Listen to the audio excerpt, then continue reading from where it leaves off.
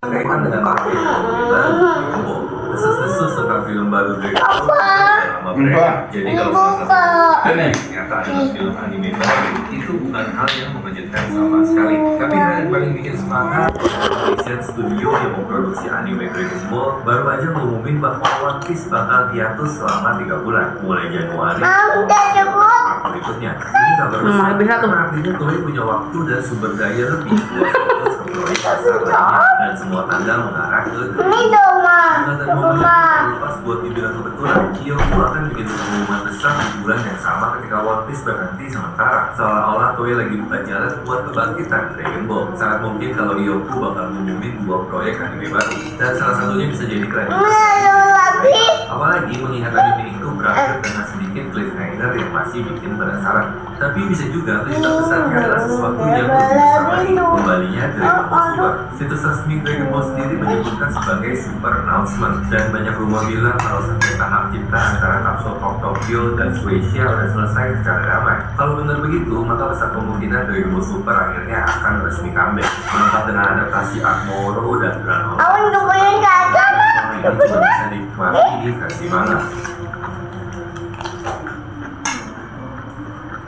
Apapun isi dari super announcement yang bakal diumumin Akio Ryogo nanti, hampir semua tanda mengarah ke satu hal besar. Akan ada transformasi baru untuk Goku. Menjadi tradisi di dunia Dragon Ball, setiap era baru datang bersama bentuk baru Sang Saiyan legendaris. Dulu kita punya Super Saiyan, terus Super Saiyan Blue, sampai akhirnya Ultra Instinct. Tapi kali ini terasa berbeda. Ini bukan sekedar upgrade kekuatan, tapi bisa jadi simbol perubahan arah seluruh franchise setelah kepergian Akira Toriyama. Kalau benar Dragon Ball Super akhirnya kembali, para penggemar anime only akan disuguhi momen luar biasa. Lahirnya Master Ultra Instinct Goku dalam adaptasi Granola The Survivor Saga. Bayangin aja, pertarungan sinematik melawan Guts dan Granola yang dihidupin dengan animasi modern Toei bakal jadi tontonan fenomenal. Dan ini belum termasuk potensi remaster untuk momen-momen klimaks yang sebelumnya cuma bisa dilihat.